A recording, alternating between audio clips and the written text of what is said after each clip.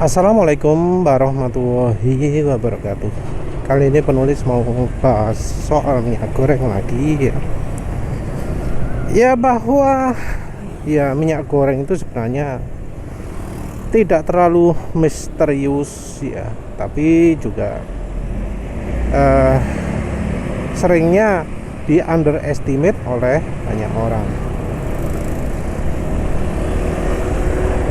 Jadi banyak ya orang yang mentang-mentang punya mobil banyak, motor banyak, mobil mahal, motor mahal, punya bengkel, punya dealer, punya pengalaman di balapan, pernah jadi mekanik bengkel resmi gitu ya, yang secara sok tahu menilai, mengejudge, memutuskan soal penggunaan minyak goreng sebagai campuran oli mesin, sebagai campuran ya, bukan sebagai pengganti oli mesin. Emang penulis akui ya, ada yang pakai 100% minyak goreng, dan itu nggak sedikit. Kalau penulis kumpul-kumpulkan ya bisa aja sudah puluhan, mungkin 50 ada mungkin ya, lebih dari belasan yang jelas, yang komentar saya 100% minyak goreng, saya 100% minyak goreng. Emang nggak sedikit. Tapi penulis di sini fokusnya bukan menggunakan minyak goreng sebagai oli mesin. Fokusnya adalah bagaimana caranya bisa mendapatkan oli mesin yang terbaik, yang awet. Kalau bisa nggak usah mahal-mahal, dan kalau bisa nggak terlalu rumit ya, karena ada misalnya ya yang rekomendasi olinya ini campur aditif ini sekian, takaran sekian gitu ya.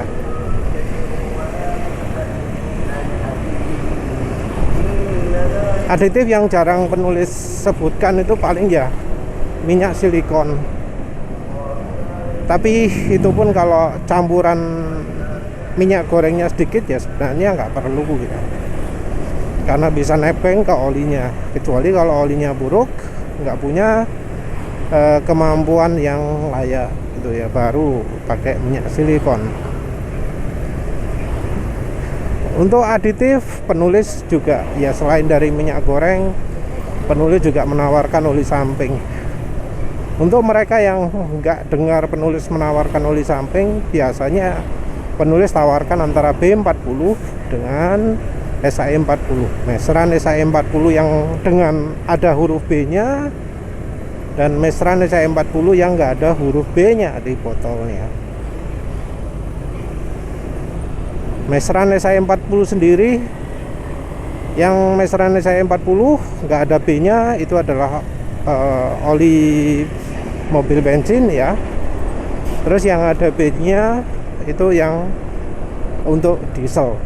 Walau sebenarnya dari penjelasan data spesifiknya yang B40 pun bisa untuk mesin bensin. Mengapa kok penulis tawarkan dua? Karena meseran SAE40 itu aditifnya bisa dibilang minim ya. Sementara yang meseran B40 itu mewakili yang oli diesel yang aditifnya cukup banyak. Jadi kalau kebutuhannya untuk pembersihan, untuk halus, itu yang B40. Untuk pengguna mobil biasanya penulis rekomendasikan coba aja lah dua-duanya, meseran SAE40 atau meseran B40, atau pakai campuran keduanya, mana yang campurannya lebih oke gitu ya. Jadi penulis persilahkan untuk eksperimen berapa persen rasio meseran SAE40, berapa persen meseran B40. Untuk pemakai di motor ya penulis nggak pakai rekomendasi itu, biasanya cuma mempersilahkan milih mana yang lebih tepat, antara meseran SAE 40, meseran B40, atau kalau perlu meseran super yang 1 literan itu ya, bukan yang 800 ml. Karena rasanya meseran yang 800 ml itu kemampuannya beda dengan yang 1 literan. Kalau pingin yang super, cari yang 1 literan. Jadi kalau motor penulis biasanya tawarkan pilih antara meseran B40, meseran SAE 40. Kadang juga penulis sebutkan Fastron 15W50. Kalau dibilang salesnya Pertamina, ya masalahnya oli selain Pertamina yang penulis tahu cukup bagus, termasuk langka ya. Kalau yang Silkul ini masih review ulang lagi, tapi yang sudah yakin itu oli Kirange, oli GGI B40, oli apa mana ya, oli Repsol sudah bukan lagi oli rekomendasi ya. Sejak ganti kemasan sudah terasa nggak enak ya. Walau beli yang dari pusatnya sana, Repsol Rider jelek, yang lebih mahalan, yang Smarter, yang full sintetik ternyata jelek juga, padahal sudah beli di lapak resmi. Harganya juga 150.000, harga yang sama dengan oli full sintetis untuk Kawasaki ZX25R. Oli 150 full sintetik, tapi kok ya gak sip ya. Penulis juga makin ragu dengan Repsol setelah nyoba yang DXR oli dieselnya. Juga nyoba yang impor juga ya kok nggak enak ya. Repsol apa Elite? Bukan ya. Repsol apa? Moto 4. Boh lali Repsol apa sing botol hijau impor ya.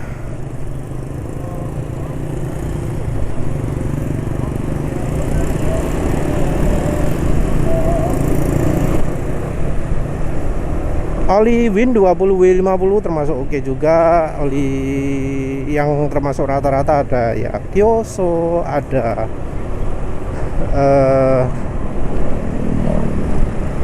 Oyama.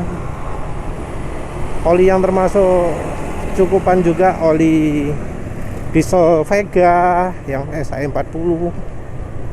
Harga biro 23.000 per liter ya. 27 kali wis. Oli-oli mahal kayak barusan nyoba oli Lucas, ternyata mengecewakan, padahal sudah diharap-harapkan itu ya. Oli yang penulis coba bagus itu oli Bardahl 20W50 yang impor. Kalau yang lokal nggak suka. Bardahl impor itu awet. Mungkin suatu saat penulis perlu coba lagi, tapi itu sudah termasuk oli langka ya. Penulis itu kalau coba oli, kalau olinya terlalu langka agak gimana, karena ya jadinya nggak bisa direkomendasikan karena orang-orang bakal kesulitan belinya. Apalagi kalau yang kayak Castrol GPS tuh itu oli rekomendasi banget, tapi toko online cuma tinggal 1 buah. Kalau online, kalau offline entah apa orang masih bisa nemu. Mengapa kok penulis peduli banget dengan olinya ya? Padahal kan sudah pakai campuran minyak goreng. Karena ya walau minyak goreng kayak gimana pun, kalau olinya kurang bagus ya tetap nggak bagus. Jadi harus cari oli yang tepat dulu. Sebenarnya alasan mengapa kok pakai campuran oli itu adalah ingin mendapatkan kekentalan yang sesuai. Yang namanya oli itu penting sekali menemukan kekentalan yang tepat. Mungkin kalau yang motornya bebek, daerahnya dingin, pakai minyak goreng 100% nggak apa-apa kan, suara macam-macam. Tapi kalau motor penulis pakai minyak goreng 100%, ya walau belum pernah ya, belum pernah pakai minyak goreng 100%, suara mesin bakal gak enak, bakal sakit di telinga gitu loh, karena terlalu encer. Wis pengalaman ya pakai oli-oli encer gitu ya, selalu bikin telinga itu gak enak. Jangankan yang apa 0W20 ya, yang sekelas 10W30, 10W40 aja sering ya penulis nggak tahan dengan suara kelidikannya. Seperti contohnya ketika pakai Shell Ultra dulu kerasa, terus ya oli-oli 10W40 seterusnya sesudahnya. Cukup banyak juga sih oli 10W40 yang penulis coba. Yang terasa nggak begitu ngelidik itu ya mungkin yang kayak Petronas sama Ravenol TSI, keduanya idola ya. Jadi walau olinya encer, suara mesin nggak kayak kalau misalnya Idemitsu atau Eneos 10W40 ya, Eneos Molybdenum 10W40, wah itu parah itu. Jadi aslinya nyambur oli itu pengen nyari kental tok ya, penulis itu butuh nyari kekentalan yang ya, kalau motor penulis sepertinya butuhnya SAI 50, karena pakai SAI 40 sebenarnya masih agak terlalu encer. SAI 40 meseran SAI 40 itu loh, itu sebenarnya masih agak terlalu encer, butuh lebih kental lagi. Jadi motor penulis nggak kerasa berat sama sekali pakai SAI 40. 20W50 pun saat olinya baru itu nggak terasa ada beban banyak ya, saking panasnya cuaca di daerah penulis ini. Kalau ada oli SAE 50 wah dingin ya. Dulu sempat sih merasakan oli SAE 50, yaitu oli Meditran S SAE 50. Tapi sayangnya Meditran S SAE 50 nya entah mengapa ketika penulis uji alir pun itu terdeteksi olinya nggak beda kekentalannya dari yang Meditran S SAE 40. Jadi SAE 50 tapi ketika diuji alir ternyata sama ya, sayangnya seperti itu. Jadi meseran SAE 40, meseran B50 wis kawono, sudah punah ya. Kalau mau beli ada yang 1 drum. Minyak nabati yang kental ada sih, namanya castor oil, minyak apa jenengnya, minyak jarak ya. Minyak jarak itu kental ya, standarnya sama kayak SAE 50 ya. Bagus itu, cuma masalahnya oli castor oil ini, minyak jarak ini nggak kompatibel dengan minyak-minyak yang lain karena ada kandungan khususnya. Oli castor minyak jarak ini terkenal sih sebagai oli balap 2R ya. Cuma dia punya kelemahan utama, yaitu membuat celah antara piston dan silinder itu makin lama makin rapat. Karena ketika kena panas, kena bensin ya, bukan alkohol. Kalau bahan bakar alkohol masih aman. Kalau kena bensin itu makin padat membentuk lapisannya, terus bisa resiko macet pistonnya. Nah, untuk mencegah macet ini dicampurilah dengan PAG. PAG ini juga bukan sesuatu yang kompatibel dengan oli mineral dan lainnya. Juga ya tentu nggak kompatibel dengan minyak yang lain. Nggak iso, terpaksa. Mau pakai pengental gitu yang di pasaran. Masalahnya pengental di pasaran itu adalah viscosity index improver, yang artinya ya memang makin kental, cuma nggak tahan, nggak awet. Kalau dipakai ngebut, pakai RPM tinggi, dia akan cepat sekali jadi encer. Bukan sesuatu yang diinginkan, karena butuhnya oli yang mampu tahan RPM tinggi. Jadi kalau ada yang jualan bahan dasarnya oli yang single grade yang kental itu, wah wis, penulis tertarik. Aditif-aditifnya nanti nambahi sendiri lah. Mungkin nanti ditambahi minyak silikon, mungkin tambahi oli samping. Lebih bagus lagi kalau bisa beli apa zincnya sendiri, beli apanya sendiri gitu ya. Sesuai dari pabrik oli. Tapi ya penulis masih belum punya pengetahuan seperti itu.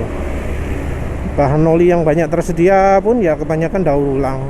Entah beli di mana bahan dasar oli mineral ini. Mungkin bisa kontak ke Evalup mungkin ya, atau ALP Petro yang merek merek Eni ya, Ajib. Mungkin menghubungi situ bisa beli. Tapi apa entah bisa beli literan ngecer iso gak ya? Kalau belinya harus 1 drum yo.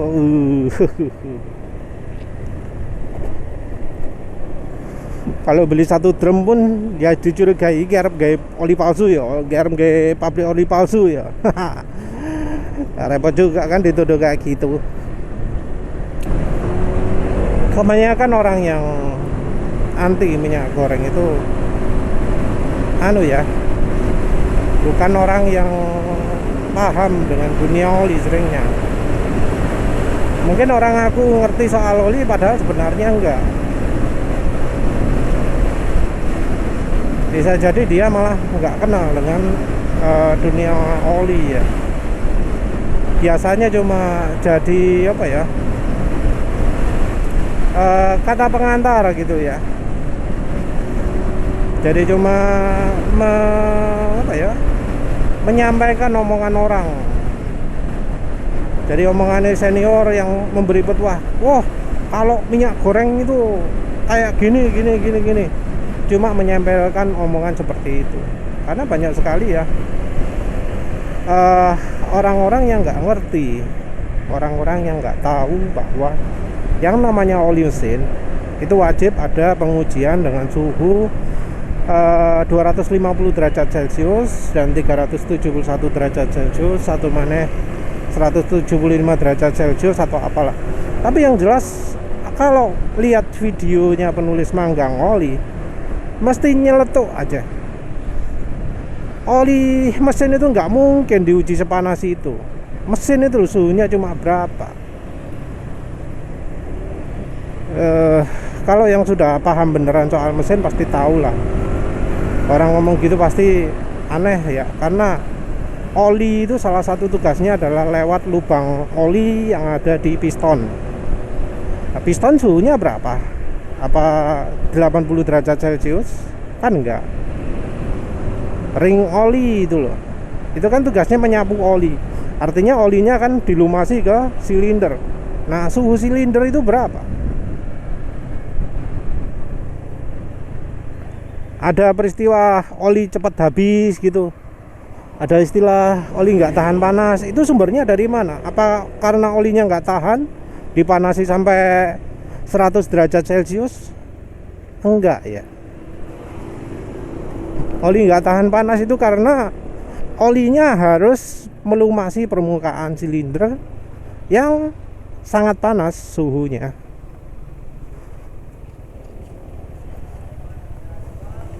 Jadi kalau ada orang yang ngomong oli itu harusnya diuji di suhu oli mesin, wes itu sudah menandakan orangnya itu bukan orang yang belajar soal oli. Karena kalau belajar soal oli dia pasti sudah tahu lah. Minyak goreng itu sebenarnya sudah banyak penelitiannya. Penulis sudah sering sebutkan penelitiannya yang mana aja. Jadi salah kalau ada anggapan bahwa nggak mungkin ada orang waras yang berpikir menggunakan minyak goreng sebagai oli mesin. Justru orang yang menyelidiki soal pelumas itu malah tertarik kembali lagi ke minyak nabati, karena minyak nabati punya keuntungan yang jelas ya, lebih mudah terurai. Terus yang berhubungan dengan sifat oli, film strength-nya lebih bagus, kemampuan untuk melapisi logamnya lebih baik, sehingga kalau dipakai ya kasarannya suara mesin jadi lebih halus untuk kekentalan yang sama. Terus daya larutnya juga lebih baik, artinya bisa pakai lebih banyak aditif. Terus kalau mesinnya berkerak atau berlumpur lebih mudah membersihkan. Kalau kelemahannya ada yang ngomong soal power point-nya, titik tuangnya, ada yang ngomong soal kemampuan antioksidasinya, terus apa mana ya, kekentalannya. Jadi kebanyakan bentuknya encer ya, nggak bisa dalam bentuk kental. Tapi potensinya sendiri besar, dan dari industri pun sudah ada yang produksi oli dari bahan minyak nabati. Penulis sendiri sudah pernah nyoba oli bahan nabati, bahan apa, crude palm oil ya. Cuma sayangnya kelemahan yang tadi itu masih terjadi, yaitu kelemahan dari titik tuang yang olinya terlalu cepat beku. Terus dari kemurnian juga orinya kurang murni. Apa mana, daya tahan terhadap panas cukup lumayan lah. Daya tahan shear stability-nya juga masih kurang. Itu mungkin karena olinya dicampuri terlalu banyak viscosity index improver kali ya. Tapi minyak goreng sendiri itu ya nggak bisa diremehkan, tapi juga ya nggak bisa dianggap super sekali lah. Kita tempatkan pada proporsi masing-masing. Kelemahannya harus kita pahami ya. Jangan terus mentang-mentang ada gerakan minyak goreng, wah pakai minyak goreng semua ya. Tergantung kebutuhannya toh.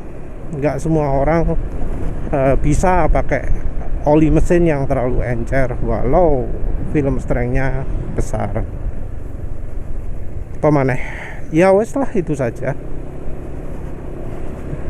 Oh ya, harusnya pakai minyak goreng juga tahu lah tanda-tanda ciri-ciri kalau oli mesin sudah rusak.